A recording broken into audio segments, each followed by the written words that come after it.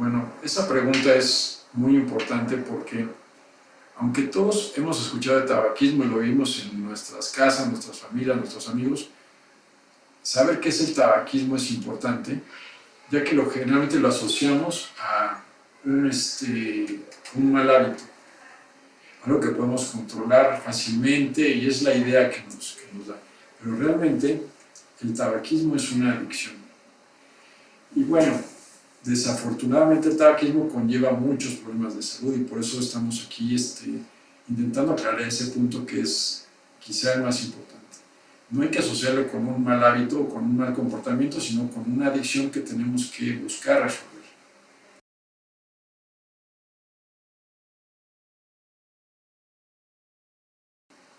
Pero cuando hablamos de 14.3 millones de fumadores, hablamos de un número impresionante de mexicanos que están con, con la adicción al tabaco.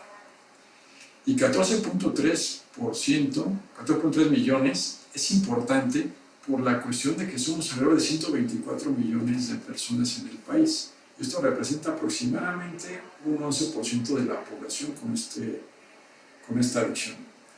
Y esa cifra repercute mucho en, pues digamos, en la salud de esta población, ya que sabemos que las principales causas de muerte actualmente en países, vamos a hablar de ingresos medianos, ingresos altos, son enfermedades crónico-degenerativas. Entonces, estas enfermedades hablan de infartos al corazón, EBCs o infartos, digamos, al cerebro, por decirlo de otra forma, enfermedad pulmonar obstructiva crónica, cáncer de pulmón, como las principales causas de muerte a nivel global. Y entonces, y todas ellas se asocian al tabaco. Entonces estamos hablando de un problema que tiene el 10% de la población y que también hay que entender, ¿no? Las estadísticas en México, aunque esta estadística se diseñó muy bien y todo, adolecemos de hacerla más general y poder tener información, digamos, en más estados para poder decir exactamente cuánta población realmente fuma. Entonces, las implicaciones que tiene el tabaquismo son muchas en salud, porque estamos hablando de que muchas de estas personas, prácticamente el 50% de ellos van a desarrollar alguna de estas enfermedades y muchos van a morir por ellas. Y el costo, el costo en salud que se tiene que hacer para poder tratar a estos pacientes ahora, pues es muy alto. Y no solo eso, también la pérdida de años de una persona, aproximadamente se estima que es algo de 15 años de los fumadores que pierden por todas estas diferentes causas que ya comenté, de enfermedades crónico-degenerativas y que fallecen. Se estima estos 15 años antes, pues son pérdidas también de productividad, si veamos en la parte económica, ¿no? Se invierten recursos y hay pérdida de gente que podría ser productiva a esa edad para poder, pues para el país. Entonces, cuando vemos esto, el impacto en México es importante. Pero obviamente también esto es, ya si hablamos ya no nada más del país, si hablamos de cada persona, no puede ser posible humanamente que nosotros conscientemente sepamos que hay una reducción de 15 años de vida y lo único que tenemos nosotros, digo, estando aquí, mientras estamos vivos, es el tiempo, y estamos acortando 15 años por una adicción que nos hacen creer que somos conscientes cuando tomamos la decisión de fumar, porque mucha gente nos da promoción de que el tabaco es malo y a pesar de eso fumamos. Pero la información es incompleta, como vamos a platicar seguramente a continuación.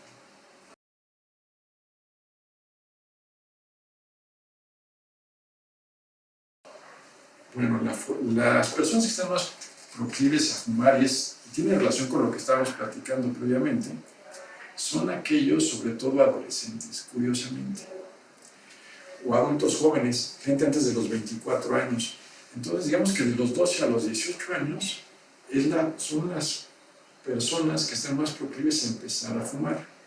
Y esto se asocia a muchos factores, digamos, la adolescencia es complicada, creo que para para todos nos fue, para los que están en la adolescencia les será complicado, pero la cuestión es de que muchas veces hay una influencia importante externa. O sea, a pesar de que se dé la información de que la adicción al tabaco es una mala adicción, muchas veces tenemos información que yo llamo como dual, donde hay tanto familiares que fuman de primer grado, como pueden ser los padres, hermanos inclusive que son un poco más grandes, o los mismos amigos que empiezan a fumar antes de tener 18 años, y entonces eso hace al adolescente como algo atractivo.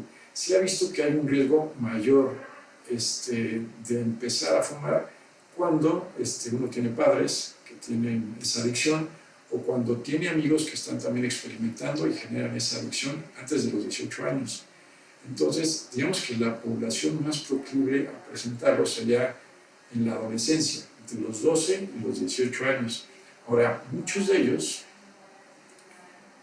algunos, digamos, dejan de fumar, pero un porcentaje muy importante, como un 30% aproximadamente, mantienen esa adicción al tabaco.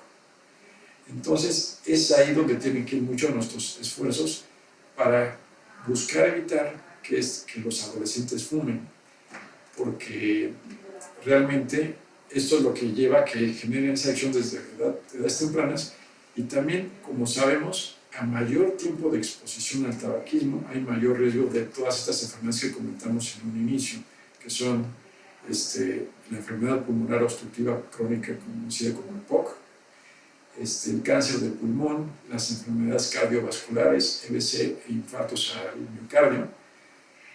Y si podemos incidir en los jóvenes, sería muy importante. Ahora, el problema es, como comentaba previamente, que aunque se les dé cierta información, que no es completa tampoco,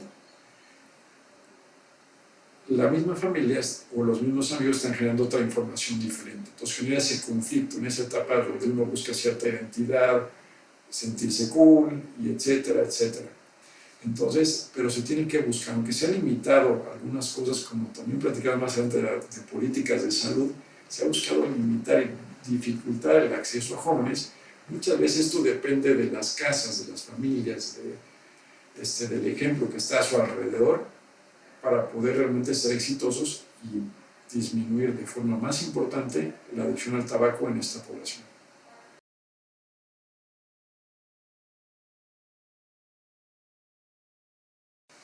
Pues el efecto del tabaco, ya lo habíamos comentado un poco, pero se asocia a estas enfermedades, sobre todo crónico-degenerativas. Pero estamos hablando hace poco toqué las más frecuentes causas de muerte, pero también se asocian muchas otras. O sea, particularmente mi tema, yo soy oncólogo médico, y el problema del tabaco es que tiene aproximadamente 66 carcinógenos que llamamos categoría 1, que eso significa que la OMS los da como que están plenamente demostrados que producen cáncer. Entonces, no solamente vamos a estar hablando de cáncer de pulmón, vamos a estar hablando de cáncer de pulmón, cabeza y cuello, de esófago, de vejiga, de riñón, cervicouterino, y algunos otros que también se asocian a esta adicción. Entonces vamos ampliando el número de comorbilidades que se pueden generar. Ahora, la cuestión es que muchas veces vamos a estar haciendo la asociación de que, bueno, es que tenía mi abuelo de 90 años y se murió de otra cosa. Pero la verdad es que el 50% de las personas que fuman, estamos hablando, si en México hablamos de una cifra altísima de 14.6 millones de personas, pero en el mundo, si somos aproximadamente 7.3 billones de personas, en el mundo son casi 1.5 billones de personas que fuman, y con los costos que les estoy comentando en salud. Entonces, hay que entender un poco que el tabaquismo pues es una adicción, y que desafortunadamente está empujada por un negocio, que es el negocio del tabaco. Entonces, aunque se han tomado ciertas medidas para disminuirlo, es muy complicado atacarlo, porque tenemos que atacarlo de diferentes focos, y también entender que esto no tiene mucho tiempo que sabemos que el tabaquismo produce daños en la salud. Fue a partir de 1950. Antes, como sabemos, en las primeras guerras mundiales y todo, de hecho hasta había soldados que se les repartían sus cajetillas, etc. Entonces, conforme se ha ido evidenciando cada vez más estas alteraciones que producen la salud, pues se ha visto cómo es deleterio, ya que no solamente contiene carcinógenos, contiene muchos otros productos que son tóxicos y que son los que generan pues, estas otras enfermedades y alteraciones que producen infartos y EPOC.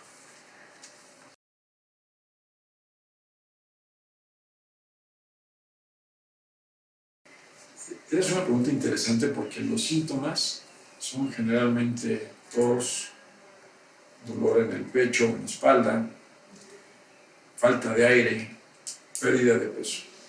Pero si los vemos como en un conjunto suena muy fácil, ¿no? Pues cualquiera podría saber que el cáncer de pulmón pues, es unos síntomas que presenta, pero cuando hablamos de tos, muchos de los pacientes son tosedores crónicos, que son aquellos que tienen enfermedad pulmonar obstructiva crónica, los que tuvieron mucho tiempo con el tabaco. Entonces, a lo mejor la tos, hay algún cambio en el patrón de la tos, a lo mejor es más frecuente, cambia lo que llamamos el esputo o expectoración, digamos, pueden cambiar algunas cosas. Y no puede ser tan fácil de diagnosticar en una persona que tiene EPOC, que esa persona también puede tener falta de aire. Entonces, es complicado a veces, suena muy sencillo cuando tocamos los síntomas principales, pero generalmente hay un retraso en el diagnóstico de cáncer de pulmón de aproximadamente unos 4 a 6 meses. Es una enfermedad tan mortal como lo es el cáncer de pulmón, porque pues, el paciente empieza con tos y lo primero que hacen es darle un antibiótico, no funciona y después de días le dan otro antibiótico y así se le pasan meses con antibióticos pensando que es un problema infeccioso. Entonces eso tenemos que ser conscientes. También la pérdida de peso pues es uno de los síntomas cardinales y hay que también tener muy pendiente esa parte. Pero generalmente son los síntomas principales y pues algo que sería muy importante también como para esperar en un futuro próximo sería capacitar, a las personas que si ven este tipo de síntomas pues hay que buscar atención, pero también a los médicos de primer contacto, médicos generales, médicos familiares, que muchas veces en nuestras universidades no llevamos un programa de oncología y estos síntomas pueden pasar desapercibidos, ya sea que sean enmascarados por otra enfermedad como el EPOC, que pudiera darlos también, o simplemente no los sabemos detectar y lo manejamos con una infección de vías aéreas superiores. Entonces, pues creo que son los síntomas principales y que sí hay que dar un poco de difusión a ellos.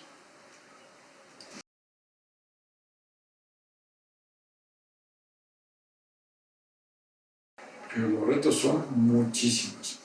Y me gustaría decir que todos dependen de políticas gubernamentales, pero como comenté previamente, también muchas veces depende de hacer conciencia en nosotros y en nuestras familias, en nuestros hogares, para que realmente se dé un mensaje adecuado de que no conviene que los jóvenes empiecen a fumar. Entonces, muchos ya son adictos, y son adictos porque tenían la información pues, de que algo esto no era tan malo, que veían lo que le decía a sus familiares y todo, pero finalmente ya son adictos. Y lo que tenemos que entender es que en la actualidad sí sabemos que produce mucho daño fumar y que no queremos que nuestros hijos se expongan a esa adicción.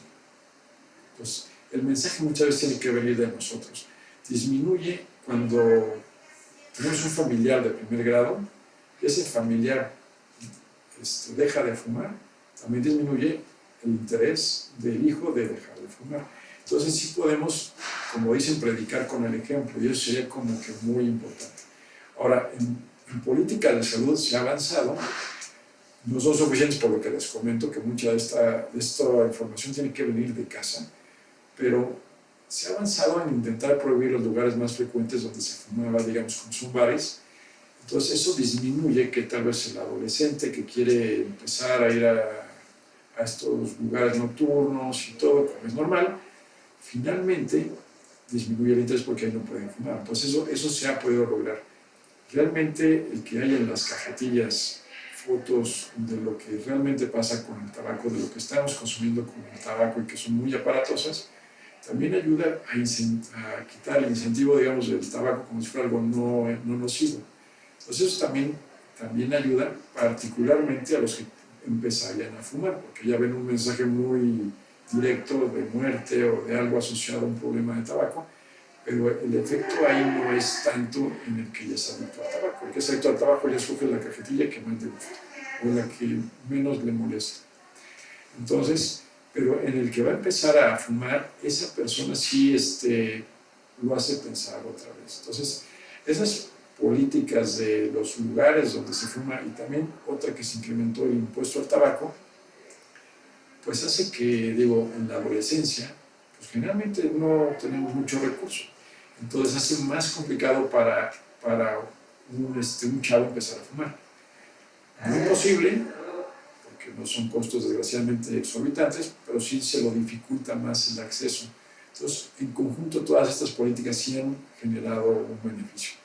Pero, les digo, no todo esto, me gustaría decir que el sistema de salud y el gobierno será el que provea todo esto, pero les digo, si esto no lo hacemos junto con un mensaje que viene desde casa, va a ser muy difícil que se pueda lograr que disminuya a los valores que por lo menos nos gustaría que sean casi nulos de tabaquismo en nuestro país y obviamente en el mundo.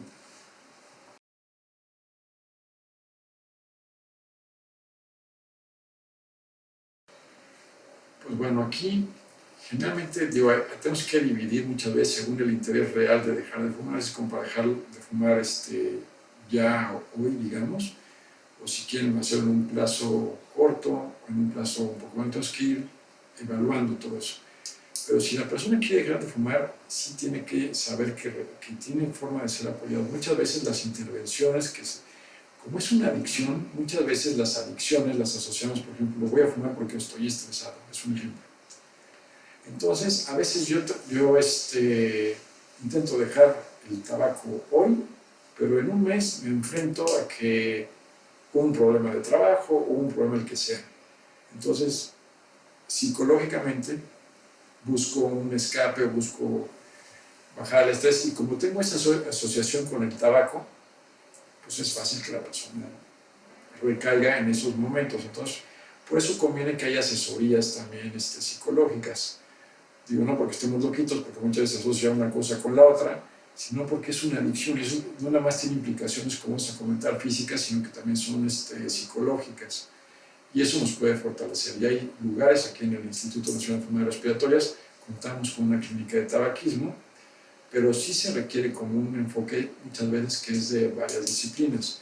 Entonces eso en relación a la dependencia psicológica, pero a la dependencia física, dependiendo del número de cigarros que fume la persona y todo, se pueden buscar diferentes estrategias. La primera que se recomienda es sobre todo farmacológica. Hay unos medicamentos que sus médicos les podrían recomendar, e inclusive algunos sustitutos de nicotina, como gomas de mascar y algunos otros parches, por ejemplo, que podrían ayudar a disminuir esa necesidad física que se generó por esa adicción durante el tiempo, que puede haber sido variable, de nicotina, y la ansiedad que genera tal vez el suspender el tabaco. Entonces se pueden dar ese tipo de suplementos.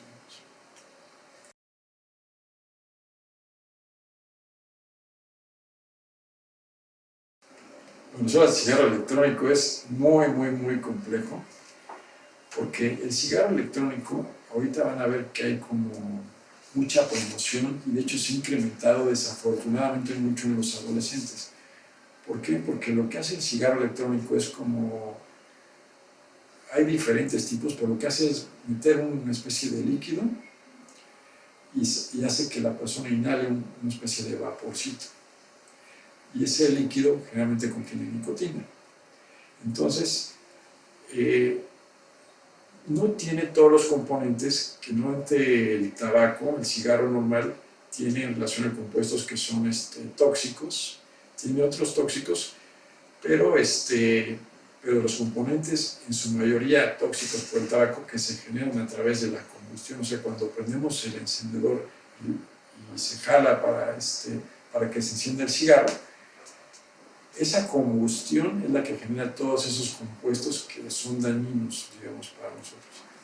El cigarro electrónico como tal no genera muchos de esos compuestos, Pero lo que sí sabemos es que muchos de los que están usando cigarro electrónico después migran a fumar el cigarro pues, normal, o lo pueden hacer de forma indistinta uno y otro. Entonces, finalmente lo que hace es fomentar la adicción.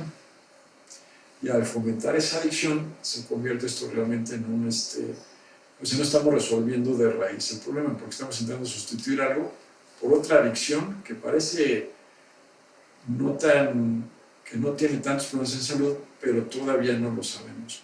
La verdad es que tiene ciertos componentes también el cigarro electrónico y esto que señala que algunos podrían derivar de sustancias que pudieran ser cancerígenas y no tenemos información a largo plazo. Esto del cigarro electrónico es, digo, relativamente nuevo, pero que sí ha incrementado particularmente en Estados Unidos el consumo, particularmente en poblaciones de mayores recursos.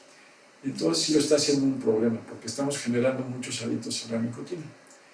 Y también hay una asociación del cigarro electrónico con más, pues que esas personas que tienen esa adicción no nada más pueden fumar más, sino que están más propensos a tener, pues a inhalar también marihuana y otras sustancias. Entonces por eso es algo que ahorita las sociedades, la OMS ni nadie lo recomienda. Hay otro tipo de cigarro que también es, digo, no es como el cigarro electrónico, sí es tabaco como tal, pero que se produce como parte de un proceso de calentamiento. Se quita la parte de combustión del cigarro normal y solamente lo calienta y permite hacer las inhalaciones de una forma normal, sigue habiendo esa adicción a la nicotina y también siguen liberando sustancias que son dañinas para el cuerpo, aunque en menor proporción que el cigarro convencional. Todo esto lo sabemos por modelos que son murinos, o sea, en ratones, y lo sabemos también por cosas químicas y análisis que se han hecho de ese vapor que se genera. Pero no sabemos tampoco las repercusiones a largo plazo. Entonces, de igual forma, la OMS y muchos organismos internacionales se han pronunciado en contra de esto por la adicción que sigue generando la nicotina y porque todavía no hay evidencia, aunque se está promocionando como que son mejores en salud, pero todavía no tenemos evidencia. Son cosas como nuevas. Y la situación cuando hay este tipo de tecnologías nuevas de tabaco y de lo que sea, cuando hablamos de salud y de enfermedades que requieren años para generarse, pues necesitamos años para poder determinar si son seguras o más seguras comparativamente con el tabaco. Entonces, esa información no la podemos decir, se sugiere por esos estudios, pero no lo podemos afirmar. Y les digo, tampoco estamos combatiendo esa adicción a la nicotina. Entonces, por eso hay que tomar con mucha reserva. Inclusive algunas personas están buscando utilizar este cigarro electrónico como estrategia para dejar de fumar el tabaco normal. Y parece que sí a algunas personas les puede ayudar un poco a quitar ese tabaco, reducirlo, pero les digo, no sabemos exactamente qué pasa cuando estamos haciendo estas inhalaciones a largo plazo, si realmente hay un beneficio o no en salud. Entonces ahorita tener una recomendación en base a eso es algo que puede ser muy, muy complicado de dar.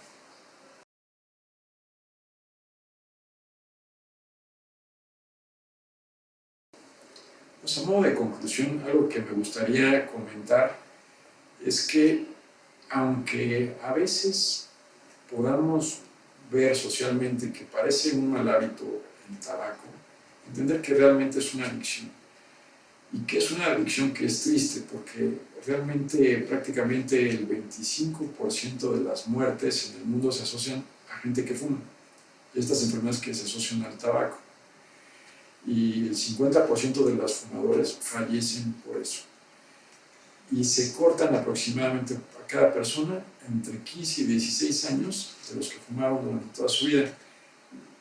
Nadie generalmente ha tenido esa información cuando empezó a fumar. Entonces es importante, digo, podrá tener ya la persona 40, 50, 60 años, pero cuando empezó a fumar no estaba toda esta información. Entonces no podemos hacer a una persona que es adicta al tabaco responsable completamente de sus actos, sobre todo si empezó en la adolescencia. Entonces, entender todo este panorama de lo que está y lo que yo llamo como el engaño del tabaquismo, porque nadie en su sano juicio, si le dicen que tiene tantas toxinas, tantas cosas que pueden ser comparativas con un veneno, por ejemplo, se lo estaría comiendo o inhalando si no fuera porque nos venden una idea errónea de lo que es y como una falsa seguridad con pues con toda esta dinámica que se ha generado con el tabaco. A veces las empresas han buscado generar una cierta confusión de que no es tan malo, etc. Pero tenemos que ser todos muy conscientes del momento que vivimos en salud, del conocimiento que ahora sí ya se tiene de este tema, para poder juntos hacer algo y no tampoco satanizar al fumador. O sea, porque eso es lo que nos hace que no avancemos. Tenemos que buscar cómo ayudar a esas personas, tenemos que capacitar más a todas las personas para que busquen en lo posible que los jóvenes no fumen y alentar a que no fumen, porque realmente produce un daño, y las que están fumando animarlos a dejarlo.